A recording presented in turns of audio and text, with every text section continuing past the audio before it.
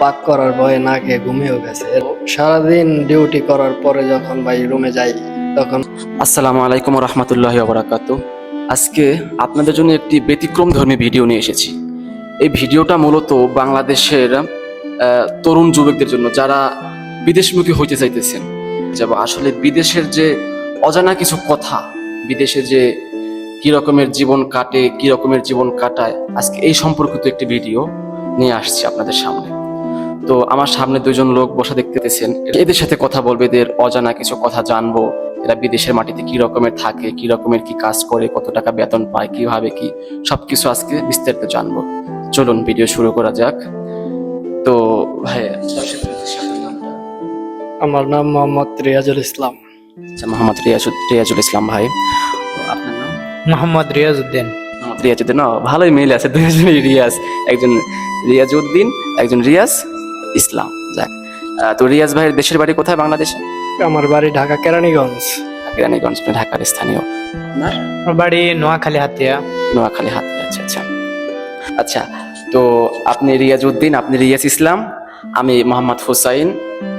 তো রিয়াজুল ভাই, আজকে রিয়াজুল ইসলাম আপনার বক্তব্যটা আগে শুনি, তারপরে আমরা আসবো রিয়াজউদ্দিন ভাইয়ের কাছে।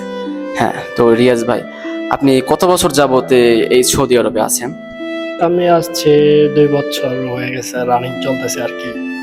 আচ্ছা আচ্ছা, 2 বছর হয়ে গেছে, তাও তো অনেক সময়। এর মধ্যে তো বাড়ি মনে হয় যাওয়া হয় নাই? না। আচ্ছা আচ্ছা, যাওয়ার তো খুব ইচ্ছা, মন চাইতেছে যে বাড়ি যাইবেন, সবার সাথে দেখা করবেন। জি জি, এটা প্রত্যেকটা প্রবাসীর একটা স্বপ্ন, বাড়ি যাওয়ার। এটা তো আমি নিজেই প্রবাসী, আমি বুঝি। আচ্ছা, যাই হোক, তো এখানে কেমন কি, এখানে সম্পর্কে আপনি একটু বলবেন যে এখানে আপনার মানে ডিউটি কিরকম কি, মানে কিরকম কি আছেন? আলহামদুলিল্লাহ ভালো আছেন না কিরকম আছেন? তো বাংলাদেশ থেকে অনেক প্রবাসী, অনেক লোক আসতে চায় প্রবাসে, মানে কাজ করার উদ্দেশ্যে, চাকরি করার উদ্দেশ্যে। তাদের উদ্দেশ্যে আপনি কি বলবেন, মানে কি ধারণা দেবেন তাদেরকে? এই বিষয়ে যদি একটু আপনি দর্শকদের উদ্দেশ্যে বলতেন। হোসেন ভাই, আপনি যেহেতু জিজ্ঞাসা করছেন, আমি আপনার অন্যদের কথা কি জানি না, কিন্তু আমি চেষ্টা করবো যতটুকু আমার নিজের অভিজ্ঞতা থেকে বলতে। হ্যাঁ হ্যাঁ, আপনার বাস্তব জীবনে কি রকম ঘটছে, আপনি কি রকমের 2টা বছর পার করছেন, মানে কি রকম আপনার সম্পর্কে বলবেন। আসলে ভাই, কি প্রবাস বলতে দেখা যায় বা বোঝা যায় অনেক সুখ আর সুখ। এটা অন্যদের কথা আমি জানি না, কিন্তু আমি নিজেই ভাবছি যে দেশে যখন আসিলাম তখন ভাবতাম প্রবাসে অনেক সুখ, টাকা, নিজের মন মতো চলা যায়, নিঃস্বাধীনতা। হ্যাঁ হ্যাঁ, খুব নিজে ফ্যামিলির বাইরে থাকবো, খুব স্বাধীনতা থাকবে, মাসে মাসে অনেক টাকা পাবো, এরকমই তো ভাবছেন? হ্যাঁ হ্যাঁ। যখন থেকে এই প্রবাসে আসছে তখন থেকেই ভাই সুখ নামের জিনিসটা জীবন থেকে চলে গেছে। এখন শুধু মুখে হাসি, মিথ্যা হাসি, আর কিছুই না। যে সুখটা দেশে থাকতে আসিল বা মনে একটা নিঃস্বাধীনতা কাজ করছে, বাট প্রবাসে আসার পর থেকে ওই সুখ, স্বাধীনতা, ঘুম সবকিছু চলে গেছে। আপনার প্রবাসে আসার পর থেকেই কাজে মূলত প্রথমত ডিউটি ডিউটি হ্যাঁ, পূর্বাসে আসলে তো অবশ্যই ডিউটি করতে হবে, কাজ করতেই হবে, এটাই তো। প্রবাসে আসলেই তো কাজ করতে হবে, ডিউটি করতে হবে, কারণ এখানে তো আপনার বাবা নাই বা কোনো আত্মীয় স্বজন নাই মাসে মাসে বসে আপনার টাকা দিব না বা খাওয়াইবো না। তো এখানে আপনি কি করতে হবে? কাজ করতেই হবে। কাজ আপনি অন্তত বাড়িতে টাকা পাঠান বা না পাঠান, আপনি নিজের এখানে তো খাইয়া চলতে হইব বা থাকতে হইব। দেশে থাকতে আপনার রাত্রে ঘুমাইছি, সারা রাত ফোন ইউজ করছি, সকালে ঘুম থেকে উঠতাম, সকাল বলতে দুপুরে 12টার দিকে, কোনো সময় 11টা, কোনো সময় 1টা, কোনো সময় 2টা, নিজের মন মতো যখন আর কি চোখ খুলে তখনই ঘুম ভাঙছে, তখনই সকাল। বাট প্রবাসে আসার পর থেকে নিজের ফোনটা একটা অ্যালার্মে পরিণত হয়ে গেছে। ওইখানে ডেইলি অ্যালার্ম দেওয়া থাকবে, মানে ডেইলিও অ্যালার্ম বাজতেই হবে।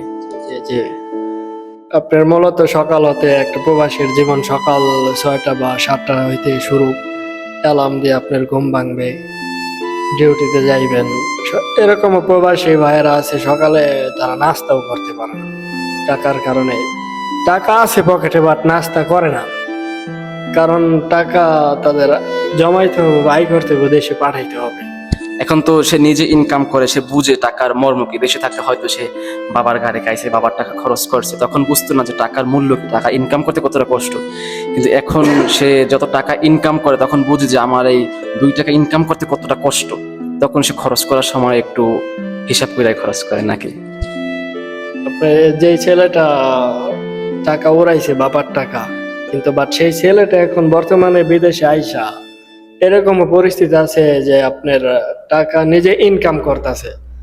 আগে তো দেশে থাকতে বাপের কাছে টাকা চাইতো, দিত, খরচ করতো, বাট এখন নিজে হাজার হাজার টাকা ইনকাম করতেছে, তার অ্যাকাউন্টে তার পকেটে টাকা আছে, কিন্তু তার ভিতরে সেই আনন্দটা, সেই ফিলিংসটা আর নেই। কিছু কিছু স্বপ্ন আছে আপনার জীবনের, অনেক স্বপ্ন, একটা স্বপ্ন নষ্ট করে আরেকটা স্বপ্ন করতে হয়, এটাই স্বাভাবিক আর এটাই জীবন। আচ্ছা আচ্ছা, তো আর একটা বিষয় আমি জানবো, সেটা হলো রান্না বাড়া। আমি জানি যে প্রবাসে আসলে অবশ্যই নিজের রান্না বাড়া করে তারপরে খাইতে হয়, আর এটা ছেলেদের জন্য খুবই কষ্টকর রান্না বাড়ার বিষয়টা। এই বিষয়টা সম্পর্কে আপনার কাছে আমি জানবো, আপনার মানে বাস্তব জীবনের অভিজ্ঞতা, আপনি বাস্তব জীবনে কিরকম করছেন ওই বিষয়টা আপনি বলবেন, অন্যদের না, আপনার ব্যক্তিগত জীবনের রান্না বাড়ার বিষয়টা আমি জানবো আপনার কাছ থেকে।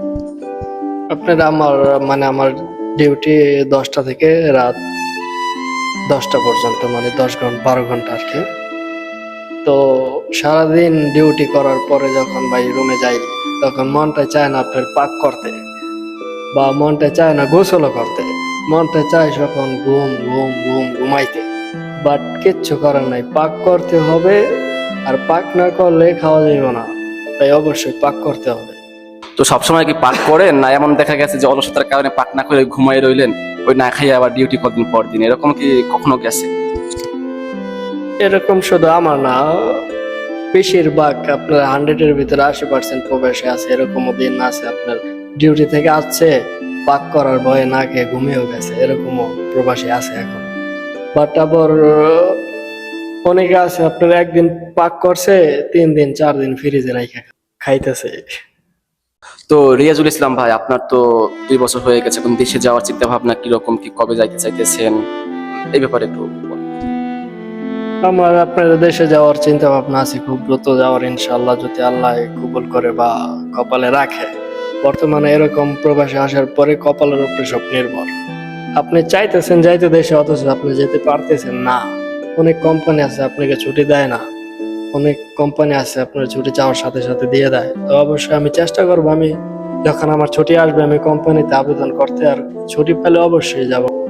তো যারা দেশের বাইরে প্রবাসে আসতে চান তারা তো সবই শুনলেন, একটা প্রবাসীর সকালবেলা 10টায় ডিউটি থাকুক, 6টায় ডিউটি থাকুক, 7টায় ডিউটি, সকাল যে কয়টায় ডিউটি থাকুক তার ওই টাইম মতো আসতেই হবে দেশে। সে কখন ঘুম থেকে উঠলো বা না উঠলো এটা তার দেখার বিষয় নয়। নাম্বার 2 হলো, দেখা যায় যে ভালো চাকরি করুক, ভালো পজিশনে চাকরি করুক না কেন, এসির ভিতরে চাকরি করুক না, কিন্তু দিন শেষে কিন্তু তার যখন ডিউটি শেষ করে সে যখন রুমে যাবে, অবশ্যই তার বাড়ির কথা মনে করবে, তার ফ্যামিলি, মা বাবা ভাই বোন সবার কথা অবশ্যই মনে করবে। তখন কিন্তু সেই যে কষ্টটা, সেই কষ্টটা কিন্তু সারাদিনের ডিউটির যে কষ্ট, তার সেই কষ্টকেও হার মানায়। কথাগুলো বললাম, এর বাইরেও প্রবাসীদের আরো হাজার হাজার কষ্ট, হাজার হাজার স্বপ্ন আছে, যেটা আপনাদের অজানা। ইনশাল্লাহ পরবর্তীতে আবার বিষয়গুলো নিয়ে আপনাদের সামনে তুলে ধরবো ইনশাআল্লাহ।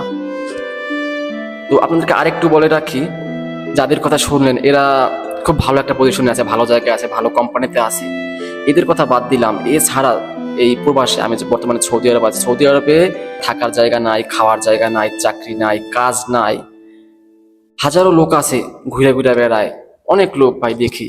অনেক বন্ধু বান্ধবী অনেকে আমাকে ফোন দিয়ে বলেন যে বন্ধু বিদেশ যাইতে চাই, দেশে কি করব, বিদেশ যাইতে চাই, অনেকেই বলেন। তো অবশ্যই যারা বিদেশ আসার চিন্তা ভাবনা করেন তারা অবশ্যই ভালোভাবে চিন্তা ভাবনা করে তারপরে সিদ্ধান্ত নেবেন। যদিও সিদ্ধান্ত আপনার একান্তই ব্যক্তিগত ব্যাপার, তারপরও আমি একজন প্রবাসী হিসাবে আমার জানানো দরকার, এই হিসাবে আমি আপনাদের জানালাম। প্রিয় দর্শক, এই শুনলেন প্রবাসীদের জীবন কাহিনী। আসলে আমিও একজন প্রবাসী, আমারও জীবনে অনেক অজানা কাহিনী আছে।